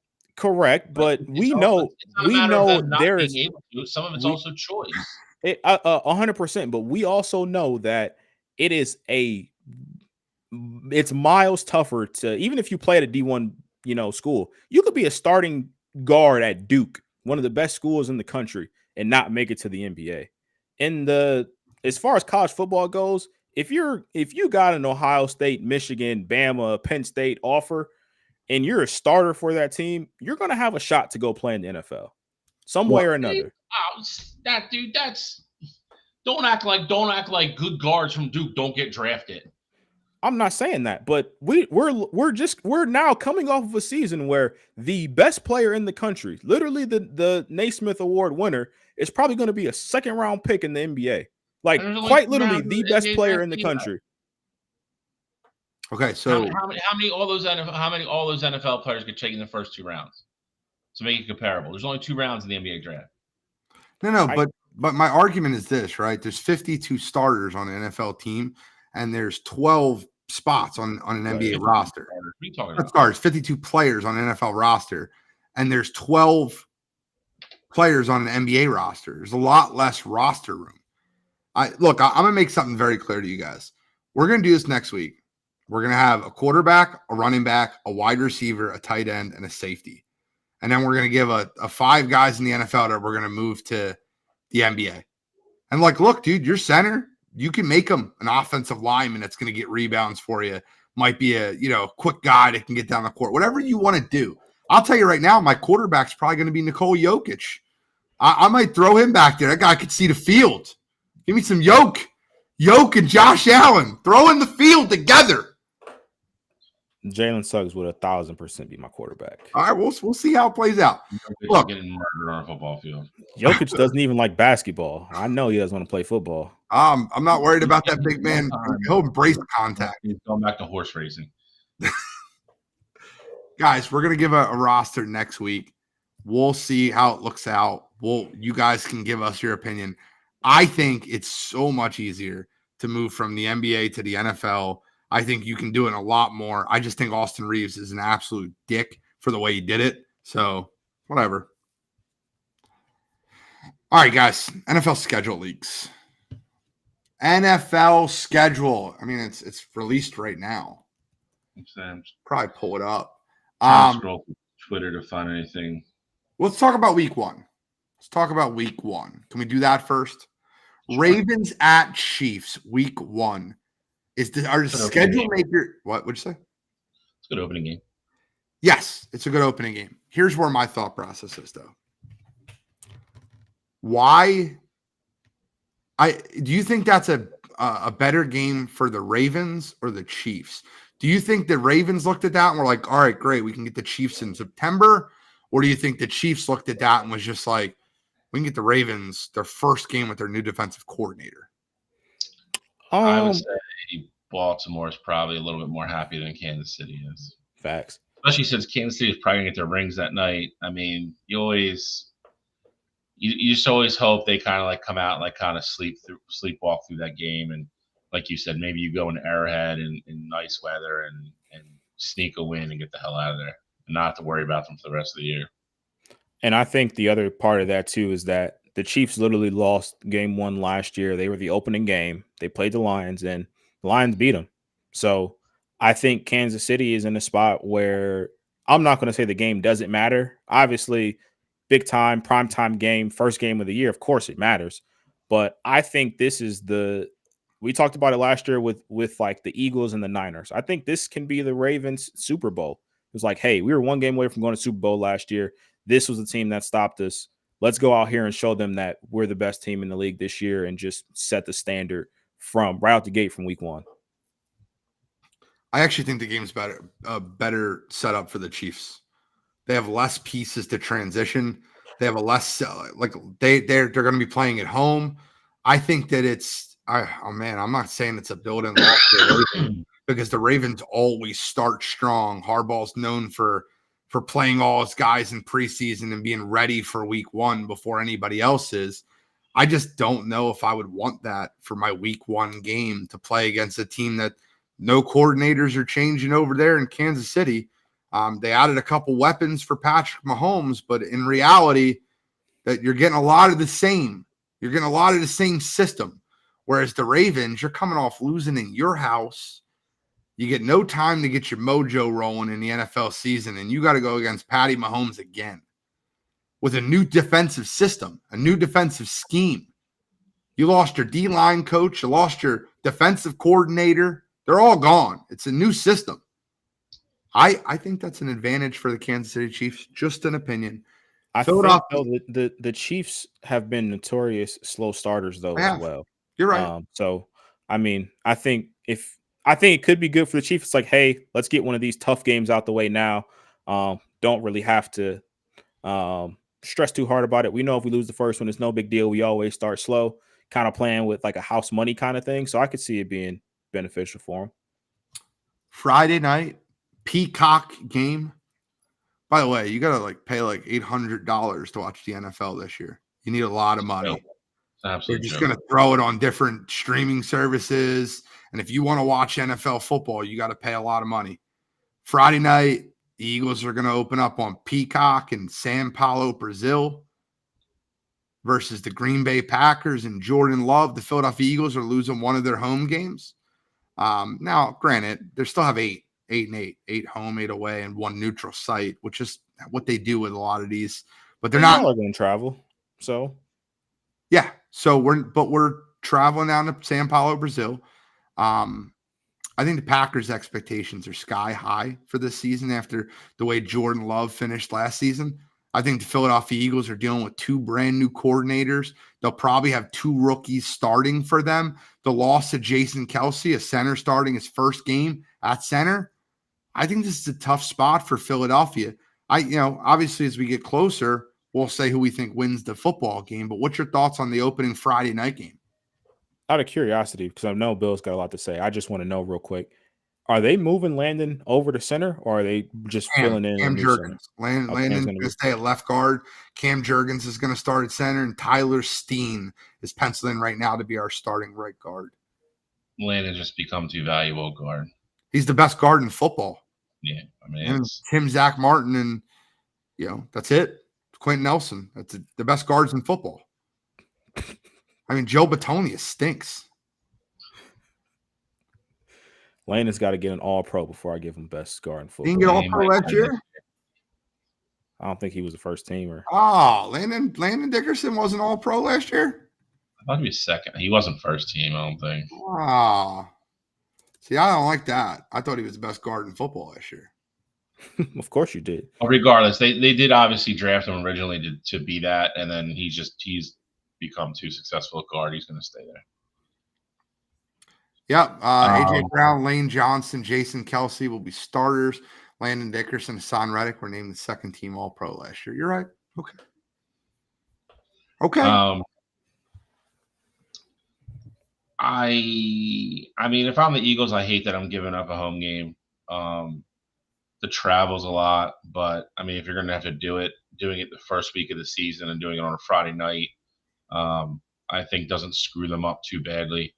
Brazil, believe it or not, it's the same time zone. So, I mean, other than the fact of actually getting on a plane and going down there, they're not going to be screwed up, flying halfway across the country, coming back, and taking 3 days to get reacclimating the time zone. So, if you're going to do it, get it out of the way there, and it is what it is. Like I said, I think it sucks. We're going to do the game in Sao Paulo. I'm glad it's week 1.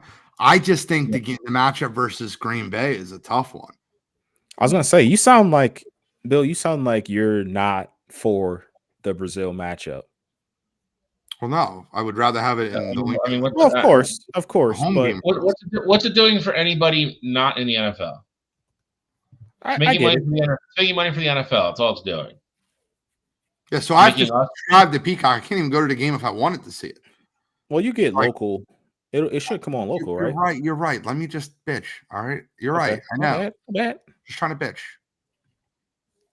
What's new? That's what's new. I don't mind this. I don't mind the spot for us per se. I'm not as pessimistic about it as Gene. I'm not pessimistic. I think the Phillies destroy them. I was just trying to be very open-minded about it. That's all. I think you get that'll be the first week. I think that's why you went out and got Saquon Barkley. You can ease into certain things now, and it'll be a big game. I think talent-wise, of course, the Eagles are the better team, but similar to what you just brought up with Kansas City and Baltimore, I mean, the Eagles are not only replacing one coordinator, they're replacing 2. Yeah. So, I mean, it will be interesting to see how that offense looks and how the defense looks under the new system. And there's going to be growing pains there because there's just got to be it's naturally going to be a learning curve. Someone's going to blow an assignment. Someone's going to miss a spot on offense. The only difference to me, though, Cottrell, the only difference to me is the Eagles' offense and defensive coordinators couldn't get worse, right? We obviously know the Ravens are going from being the number 1 defense, but like you couldn't, like Cottrell, I'm dead serious. By the playoffs last year, you could have been the offensive coordinator for the Eagles, and you couldn't have called worse plays. Like it was mind-boggling. Like they had no idea how to run a blitz beater, and like I think Kellen Moore with motion is going to learn how to beat a blitz. And by the way, the Packers don't blitz, so that's really good for Jalen Hurts also. So yeah, I'm not saying that I think the Eagles' offense or defense will look worse by any means. I'm just saying that there's going to be growing pains there, and just like how we thought last year, like them bringing in those before we saw what they actually looked like. Just like we thought the Eagles were going to struggle out the gate just a little bit, maybe not wins and losses wise, but just not look as sharp as they did the year before when they went to the Super Bowl, at least right out the gate. So I think there will be still a little bit of that about this year. About the way you got 2 great coordinators. Yeah, I'm good with that. I'm way more optimistic about the defense than I am the offense. You don't like Kellen Moore? It's not that I don't like Kellen Moore. I think you're gonna see a lot of similar stuff to what happened in Dallas. I think he wanted to do a lot of certain things and realized he had limitations with who his quarterback was, and I think it's going to take Jalen longer than people think it's going to get it up to speed in that offense. Well, what Kellen Moore's known for is running the football. He's been known for that for years. Yeah. And I think that Philadelphia is going to love that. They're going to want to run the ball to Saquon Barkley. They just got him a brand new $15 million a year toy. That's fine. I get it. I mean, but it's not like DeAndre Swift was chopped liver last year and we just didn't give him the football. And we have the same conversation. I'm not saying that, but I'm saying, I mean, he was still a 1,000-yard rusher, averaged almost 6 yards a carry on limited action. I'm just saying it's the same conversation we have every year. They need to run the football more. The NFL Sunday game of the week, Fox has it, looks like. The Dallas Cowboys at the Cleveland Browns, 4 o'clock, 4:25. Cleveland. Tom Brady. First game in the booth. Yeah, his first game. I'm excited for that game. I think that the Dallas Cowboys will probably beat the Browns, but I'm hoping the Browns win. I think Dallas is clearly a better football team. They have the better quarterback, better wide receiver 1. I mean, I don't think Chubb's ready by week 1. I heard wasn't Chubb at minicamp and everything? Chubb's been running. He hasn't been. He's probably been there, but he hasn't been doing anything. But he has been running. I still don't think he's gonna be ready week 1. I think he goes on pup. He'll probably, in my opinion, I think he'll play his first game will be week 5. So week 5. I think Cleveland. I don't know. I like Cleveland in that game. I mean, we'll see as it gets closer. I'll be rooting heavy for Cleveland. Screw Dallas, but I think Dallas wins that game in a laugh. Jack will show up. And by the way, I don't know what the New York Jets have done to the schedule makers. Like, I don't know what they did. If I'm a Jets fan, the only thing I don't want to see in week 1, the only thing I don't want to see is a Monday Night Football game. That's it. Please don't give me a Monday Night Football game. And if you do, what? And if you do, don't give it to me to a team 49ers that has great pass rushers. And that's at San Fran, right? Not San Fran. Monday Night Football. Across the country. The best pass rush in the entire league versus an offensive line playing with each other for the first time ever. I'm not going to lie. I understand why the NFL did it, though. There's a lot of storylines there. Aaron went to Cal. Robert Saleh used to be the coach with San Francisco. Like, it's all the storylines in the world. So I 100% understand why they did it. It all comes down to they want to put Aaron Rodgers on national TV Monday night. Oh, he still can? Yeah, exactly. Before he gets hurt. So that is such a terrible, like, if I'm a Jets fan, I'm like, I'd be looking at what? Why? Any other, I want to touch on the Christmas Day thing. The NFL signed a 3-year agreement to be played on Christmas Day. What does Christmas Day fall on this year? It's a Wednesday. Really? Yeah. No. Yeah, it's in Smack the middle. dab in the middle. 3 Wednesday football games? Yep. That is 4. terrible. I didn't know that. I would have made fun of that. You'll have 4. That's terrible. Netflix will have 2. NBC will have 1, and then the NFL Network will have 1. They have 4 games on Wednesday. So they announced 2 of them because 2 of them is going to be, you got Kansas City. Ravens is playing somebody. Kansas City, Pittsburgh, and then I think Ravens and Houston. Yeah, that's the other. That's a good one too. They got to be kidding me. Yeah, I'm not a big fan of the NFL playing games. Then, not even saying like, because I think last year was successful because of how just the schedule fell and everything like that. It wasn't a forced thing. They already forced their way into Black Friday, and it was nice seeing some football played on Black Friday. Don't get me wrong. The game sucked. I thought it was terrible. Nice. The game sucked. The game sucked. That's why it felt terrible. But if you give me better games, like at least with this, these should be, at least preseason wise, before all the injuries, these are going to be good matchups. I wish they would have just said, hey, we're going to stick to playing on Thursday. We'll play the day after Christmas. We'll let the NBA have their shine. Don't want to compete with them. Because me as a fan, NFL, of course, will take precedent. But I like watching NBA games during, like, on Christmas. Yeah. See, I agree with you. I didn't mind the NFL last year, obviously, because, again, like you said, it's football. Like, I'm going to watch it. But the way it fell in the schedule, it made sense. Like, all we do is bitch about how bad Thursday night football is, and now we're going to make 6 to 8 teams play on Wednesday. And damn well you're not doing anything. I mean, the teams have to travel. They're going to have like Christmas on like Sunday and Monday because they're going to be away, Tuesday and Wednesday. Like, it's going to be terrible. Hold on. When are they playing? They're not playing Sunday, Wednesday. I would imagine that the week all before. Those teams are going to have a bye the week before. Yeah. I was going to say the week before they either have a bye or they're probably going to have back-to-back short weeks. Like they play Saturday and then play Wednesday is my guess. I don't know for sure. They announced that earlier that there's nothing against teams having back-to-back short weeks this year. Because I guess they already knew it was going to be an issue when the schedule came out tonight because some teams are going to have it. There's going to be teams that are going to have back-to-back short weeks this year. That's brutal, man. That's just brutal. Bro, I can't even imagine if especially a team has to play Sunday, Wednesday. Especially for those teams like we're talking about.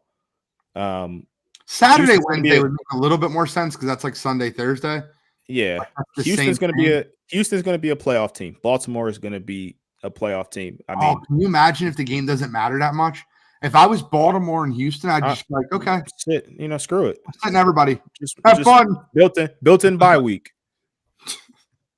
That is so bad. I didn't even know that. I learned this it's live tonight. I think it's going to be too early though for them to have that mindset, unless maybe one team can if they have an insane start to the year, but it might be a little too early. Christmas week, you probably only have 3 or 4 games after that. So the odds of those games not mattering are slim and none. Exactly. That's what I'm saying. Let me see if I can get a leak of the Ravens schedule. I'm pretty sure I can do that. You do that. I'll look up Houston to see if they play the week before. And then who's the other? Kansas City? Is that? Kansas City, Pittsburgh's the other one. Yeah, so Kansas City is going to be another team that's in the playoffs. So Kansas City, let's see if they put out their official. They did. They play the 21st, which is a Saturday. Okay. So they go Saturday, Wednesday. Yeah, Ravens are Saturday, Wednesday too. They play Pittsburgh on Saturday. The Steelers at Baltimore on Saturday. Oh, that makes sense. So I wonder if the Texans are. Yeah, the Texans play the Chiefs that Saturday. So they made it make somewhat sense there. Well, at least it makes. I'm not one of those guys that's gonna hate on the NFL. Like, I like watching football, but I would much rather on Christmas Day watch basketball, and then the next day I have Thursday and I can watch football. And it's just football because no NBA teams are if they are playing, it's none of the marquee NBA teams. It's weird. Like, I would always choose football or basketball, but like I've also Christmas Day, like I've gotten used to just like being able to like get to my sister's at noon and know the first game's going on and just be able to sit there and watch it all day. It's normally Knicks, Sixers, or Bucks, Celtics, or something like that. The NBA's been putting out great games recently. Like, that's really why you got these like built-in rivalries too. Like, I'm sure you'll probably get this upcoming Christmas. Knicks Pacers will probably be the matchup just from this playoff series. Like, so I mean, NFL. Tom Gallo said it perfectly. All they care about is money. And you know what the worst part is? But 2 of the games being on Netflix, you can't even channel flip. Like, you're going to have to turn the Netflix off to watch the NBA game on commercial. You can't even flip channel. Yeah. That's a pain in the ass. Like, I don't mean to be – I got 2 TVs. First world problems. Fine. I'll be fine. I have 2 TVs in the living room. My family might not like it because I'm not coming over, but – yeah, I think Christmas Day I might just stay home. Nah, my mom would. But my point being is I can't even flip channel. That's terrible. Any other fun game? The only other fun game I want to talk about, and I don't want to talk about much because it doesn't matter yet, but I'm telling you, we got to do something for Eagles-Browns in Philly. Like, we'll get a table, a tent, we'll tailgate, we'll go to the game, we'll make a whole event out of it. Cottrell's gonna have to fly back for the weekend. Are you gonna come? Are you committing that you're gonna come down here for that? I think there is a strong possibility. I need a commitment on air. Well, I won't give you that. See, this is what I mean. You won't peer pressure. Committed that he was going to deliver me a cheesesteak when Colorado didn't win 7 games, and he still hasn't delivered it. Hey, we still got time. I still owe Cottrell a cheesesteak from like 2021. So look, I'm just saying. I'm not a fan of it. Yeah, I owe him a cheesesteak from 2021 too. Do those cheesesteaks like equal each other out, or like he brings me a cheesesteak, I bring him a cheesesteak, and we're even? Do we just buy each? I think you both still have to buy one. I'm with that. I like that. We just buy each other cheesesteaks. I want it from Angelo's now. If you've never had Angelo's cheesesteaks, I have not. It's the best cheesesteak in the world. It's not even close. Like, I threw Steve's Prince of Steaks out the windows. Like, when I had Angelo's one time, and by the way, the pizza's incredible there.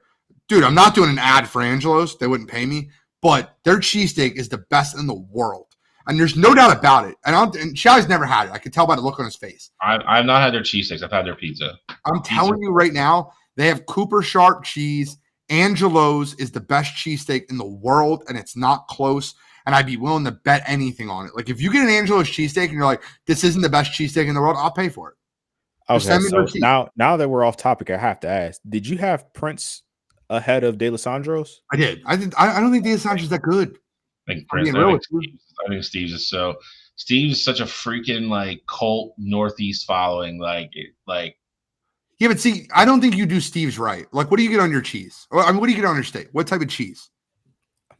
Like if I make it at home, I make it with Cooper Sharp. No, all right. So, but if you go to like just D'Alessandro's, or An American. You get American? I go Steve's. I go American. So if you get American cheese sauce from Steve's with double meat, it's a million times better than D'Alessandra's. D'Alessandra's is chopped. It's not good. I don't see. That's the. I think that's the difference. I think I like the chopped. So do I. See, I like ribeye, like the slabs. And the thing about Angelo's is like kind of a mixed. It's like chopped flat. I don't know. It's crazy, dude. I'm not kidding with you. If you've never had Angelo's cheesesteaks, and we're way off topic, but if you've never had Angelo's cheesesteaks, I'm telling you right now, and you have to try it. It's the best in the world. It's not even close. Next time I come, it's not even close. And I was a loyal subject to the Prince of Steaks. I was. That's their slogan, if you didn't know. The mill in Copesville. Yeah, but you're from this area. You've never had Angelo's. You've never had a real cheesesteak, Tom. I'll buy you one. I love Tom Gallo that much. I'll do a Wire2Wire food review. 100%.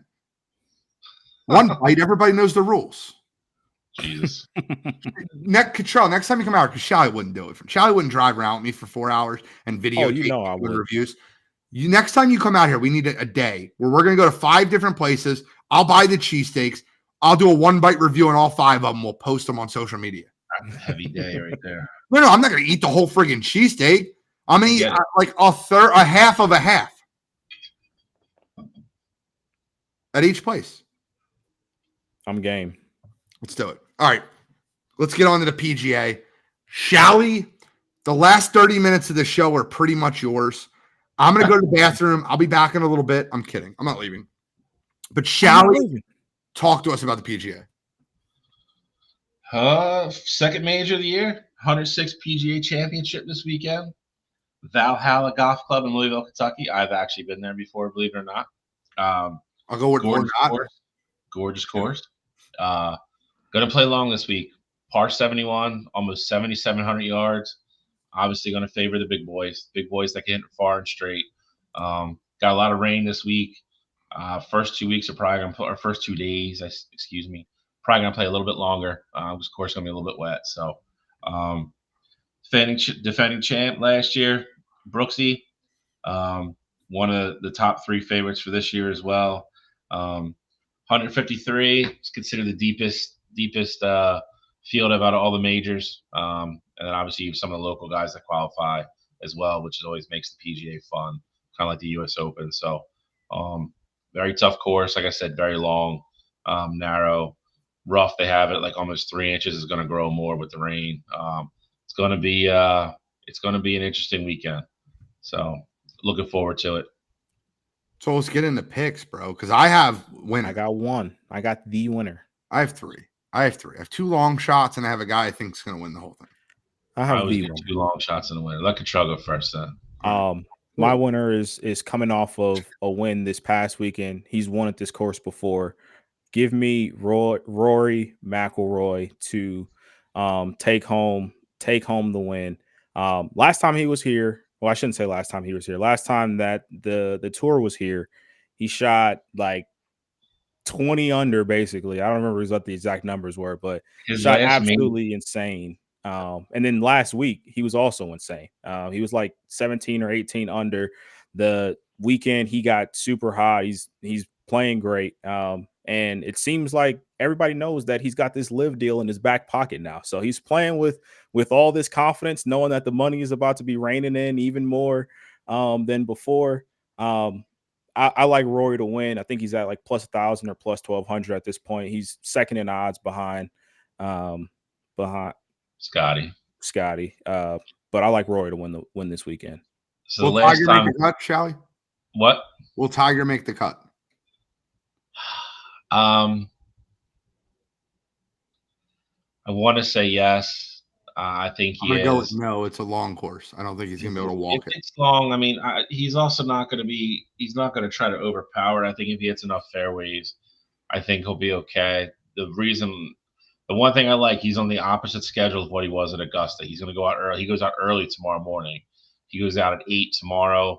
He should get his round in before the weather comes in, which would possibly means even that he has more time to rest up for Friday.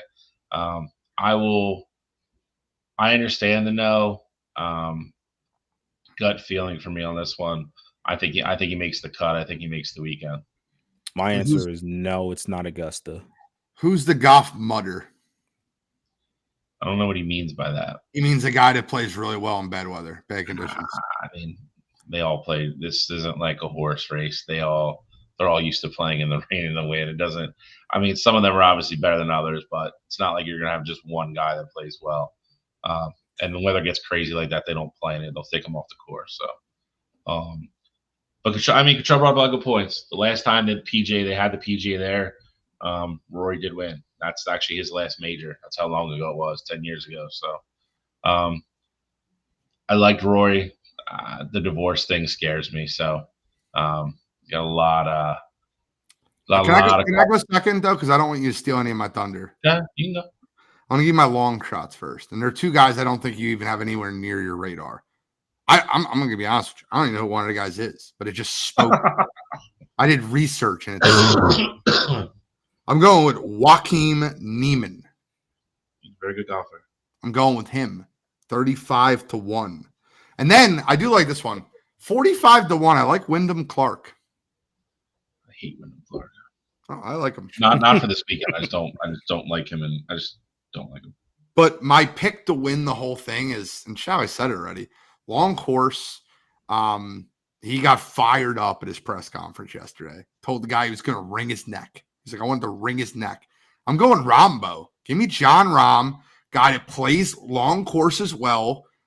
He's got all the power. And listen, he went down the stretch. Give me Rahmbo. Rahmbo's definitely. It's crazy to say as good as the year he had last year. He went to live, and it's like people like think he can't play golf now. I know. He's actually flying a little under the radar this week. I don't know how well he's playing, but Rahmbo is. I mean, he's a good pick. The course will suit him well for how he plays golf. So he's definitely a live pick out there. 1,600. Yeah. I'm gonna go two long shots here. One, I think, is just, 90-1. I think it's just, he's not playing super well right now, but he's also a guy, if he gets in a rhythm, has more than enough length to just dominate this course. Justin Johnson at plus 9,000 is crazy to me. If he goes out and has a good day, one or two, and starts to feel it, that guy can hit the ball as far as anybody. So, Max Homa is another guy I'm looking at long shot wise. It's kind of like Xander Schauffele. He's kind of been knocking on the door for a while. I think he has a chance to contend. He's in the final two groups at Augusta. Came up a little bit short against Scotty, but they're my two long shots. My winner, I'm going with the guy who won it last year. I'm going with Brooksy. He's playing hot, playing well, loves this course. When he was younger, before nobody even knew who he was, that year that Rory won it, he actually had a top 10 that year. Likes the course. He peaks at majors. Don't know what else to say. He's playing well. I think he's really focused. He went out with a couple guys the other day, and they said he was 600 in the first 9. I think he's going to be a factor come the weekend. Don't know if he definitely wins, but I think he's going to be there at the end. It'll be his 4th PGA. It'll be the second time he repeats. I always root for history, so I will be pulling for Brooksy. It'll be an interesting PGA. So, like, my question for you guys, and then before we get into the Preakness, we're going to announce the winner because there is an official winner to the characters bracket. It was tied up until 628. But we'll talk about that. And I will shout out, let me tag the person who broke the tie. But I do want to ask you this, right? The name of the tournament is the PGA Tour Championship, right? No, it's the PGA Championship. Okay. Now, they had the weird jacket in Happy Gilmore. Do you think Happy Gilmore, the Tour Championship, resembles more of the Masters because of the jacket? Yeah. Or is it the PGA Championship because of the Tour Championship? It's more Augusta, and it's the Masters with the jacket thing. It's just you can't call it anything close to that, because anything close to it, they would have to get permission to use it. Augusta and everything related to the Masters is copyrighted to the moon and back. So I obviously, if you look at every tournament that's in that movie, none of them are actual like real tournament names. No, I understand that. What I'm asking is which one you thought it more resembled, and you answered the question. It's the Masters. Okay, that's fair. That's okay. But while we're on the subject, though, it has officially come out that Netflix is greenlit, baby, Happy Gilmore 2. So Netflix, it's going to be on Netflix.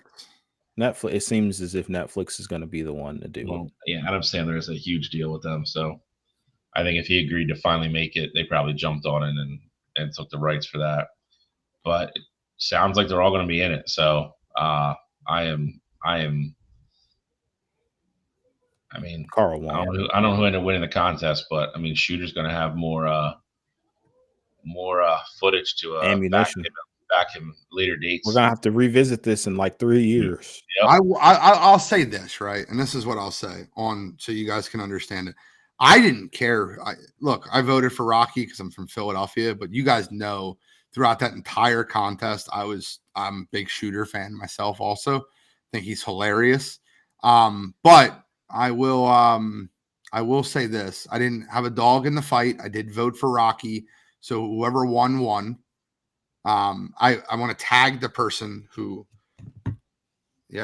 Derek, you voted, I think. I don't know. I just took the votes that were on there, and I'm sorry if you didn't vote. It's done. It's closed. But I'm going to tag the person that made the vote that broke the tie. I was texting Shally in the group earlier. I hope he's in the chat right now. He's a fellow Wire2Wire network guy. He's not guarding the 2. He's guarding the 3. But let's text him real quick, message him. Hopefully you're in the chat.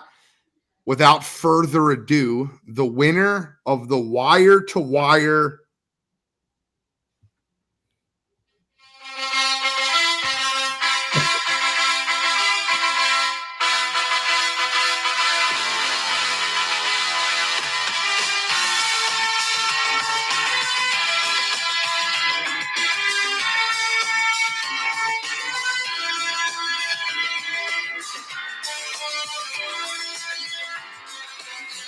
Rocky Balboa, the Italian stallion.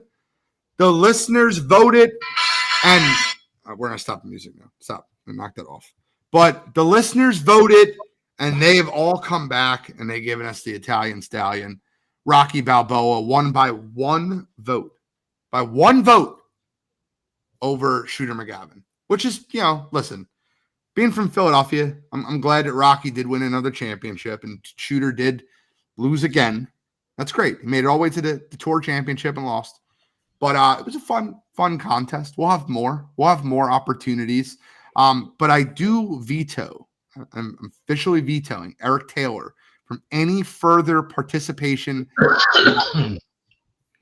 For what it's worth, Eric Taylor might have beat Rocky, just You're based right. on the fan interaction that we've seen so far from everybody. So you're right. Gene, maybe it's just you.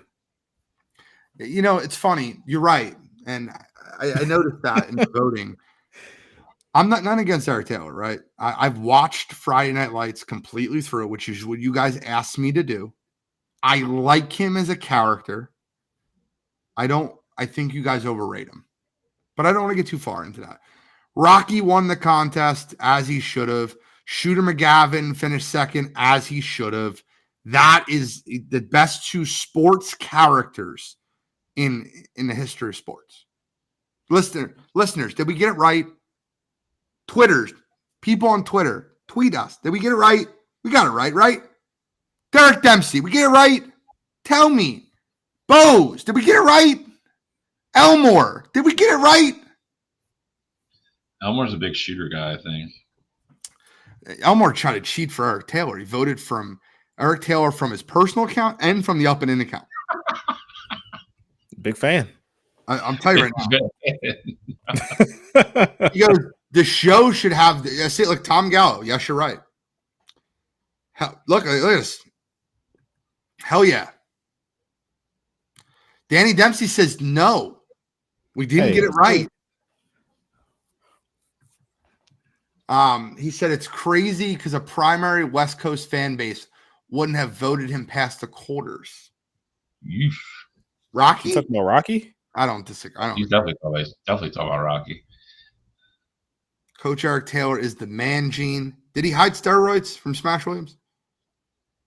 Did he allow his daughter to become a whore? Bro, I don't know why that's such a thing with you.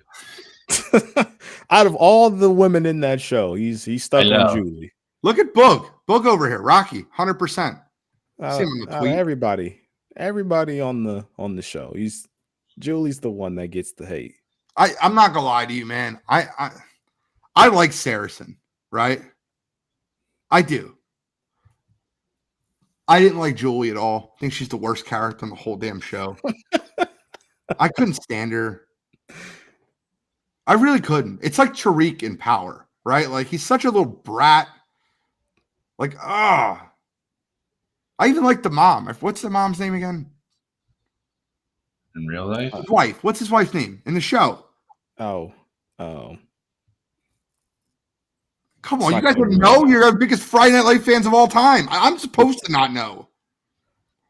It's not Coney right now. I didn't care about her too much. This is so bad. Oh, guys, real quick before we get into Preakness, Cottrell shared this. This is so funny. It almost was you got to be kidding me. Cottrell shared this list of top 10 fictional quarterbacks. Tammy Taylor. What, Tammy? Tammy Taylor.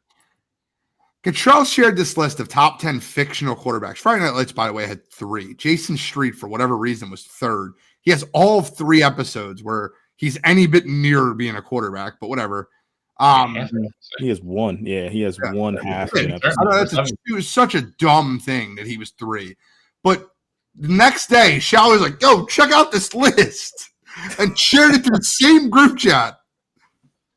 4 group chats. Erroneous. I can't read them all. I'm kidding. Let's get into Preakness. I want to get Preakness picks, and then I got a fun. You got to be kidding me. Preakness. Bill, you're introducing it, so I mean, 149th running, 1 short of the Kentucky Derby, 1 short of everyone caring. Yep. Pimlico Racetrack, Baltimore, Maryland. 2nd leg of the Triple Crown. Obviously, it's the shortest of the 3 races. Kentucky Derby is 1.25 miles. This is 1 mile and 3/16. And then obviously Belmont in 3 weeks is the longest at 1.5 miles. I think we're down to 8 horses or 9. I think 8. One of the favorites got scratched this morning. I think Muda got scratched, had a fever when they went to work him out this morning. So the morning line favorite is not going to run on Saturday night. So opens up the picks a little bit. This is a really easy race to predict. I'm telling you right now. I know who's winning. I'm 100%. I'm so annoyed that I stopped betting before this race because it's easy money. All right. Who do you think's winning? Catching Freedom's winning. The guy first finished 4th in the Kentucky Derby, and he came along strong late, but he's never lost another race besides that. And this is a better course, a better track for him. Catching Freedom is winning this. This is not going to be another Mystic Dan out of nowhere. I'm telling you, it's Catching Freedom, and it's Catching Freedom for the win. You know what's funny? I'm also going with Catching Freedom, and it wasn't for anything other than I like the name. Years back we had Soup and Sandwich. Loved the horse's name. Went with him to win the Derby. He ultimately didn't win, but that's okay. I'm going with best name here. I need Catching Freedom to take care of it. Or I'm also in for Mystic Dan win, because if we're on Triple Crown watch, I'd be all for that, come Belmont time. But I like Catching Freedom to ultimately get the win here as well. I'm siding with you on this one, Gene. I'm also going to give you a trifecta. I think I got the 1st, 2nd, and 3rd. Is that like an exactica? I'm going to give you in order. Trifecta is 1, 2, 3 in order. I'm giving you 1, 2, 3 in order. It's going to be Catching Freedom, followed up by Imagination, Bob Baffert horse, Scumbag, and then Mystic Dan. That's going to be your 1, 2, 3. See, I agree with Boog over here. I wish Forever Young, the Japanese horse, was running. Forever Young. Rod Stewart. Dan will be in the top 3. I agree. Don't count Dan out. Dan Dempsey's all about Dan. What? Dan Dempsey's all about Dan. He said, don't count Dan out. Mystic Dan. I think he'll be there at the end. But I'm going to go with a horse that's only raced 3 times. Going with the Chad Brown Special. He's done this 2 of the last 3 years. He sat his horse for the Kentucky Derby and brought him back in the Preakness, and he's won 2 of the last 3. I'm going to go with Tuscan Gold to win. Again, horse that showed a really good speed figure. Just hasn't run as many as the other. I think it's a smaller crowd in the stable. I don't think it's going to be a crowded race. I think every horse is going to be able to get out and have room. I don't think they're going to get jam-packed in like they did at the Derby. I don't think anybody's going to have a bad run. I like Tuscan Gold to win. My superfecta, I'm going with Tuscan Gold. I think Mystic Dan finishes second. I don't think he's going to have the perfect run like he did in the Derby. If you watch the end of that race, he's literally coming down the railing by himself, and like no other horse went with him. And there's 4 other horses banging into each other on the outside trying to catch him. I don't think he's going to get that clean of a race this time around. So I think Mystic Dan comes in second. I like Catching Freedom third. And then I got a horse with just a great name, horse after my heart. I'm going with Uncle Heavy to come in 4th place. Best name by far in this race. So I'm going Uncle Heavy to fill out my superfecta. I love Uncle Heavy. I love it. Yeah, so we have our horses. That's our picks for I'm telling you right now, Tuscan Gold's Bogue's pick too. John Bond said that top 3 sound died on. I don't know what that meant. But I like Imagination to be close. So keep Imagination in your heart. But I like Catching Freedom, Imagination, Mystic Dan. And if I had to give you a 4th for a superfecta, I think it will be Seize the Gray. Seize the Gray. I like the Uncle Heavy love, though. All right, so let's get into You Gotta Be Kidding Me, gentlemen. Cottrell, why don't you get us started? Yes, I mean, this week, as is always, getting us started here. I got kind of a fun one, but a little disappointed. This week I'm going with EA. So we're finally getting more news about college football, and the release is going to be tomorrow. And you know, it's great. What? It's highly not for the game, but like the release for like everything. All the notes are coming out tomorrow.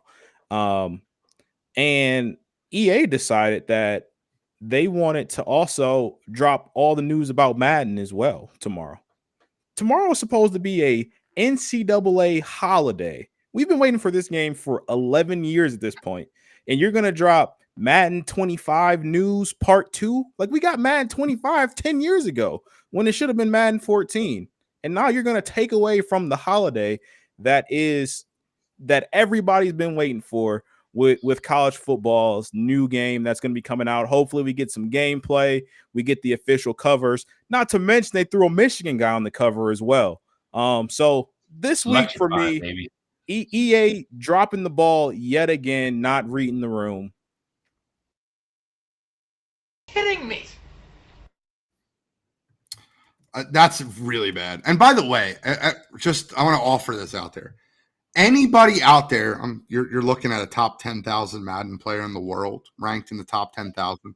If anybody out there wants the Madden smoke, you can send me an invite and I will hand you to smoke tonight. Well, here's another thing. If you know a video editor, this is the truth, that can set me up to stream where they can have like a video camera at me with the TV, I'm going to become a Madden streamer because I'll be entertaining to watch. But I will give anybody out there to smoke, and I'll pay a guy to come over and set me up video editing wise, get me like a camera, show me how to do it because I'm kind of retarded when it comes to this.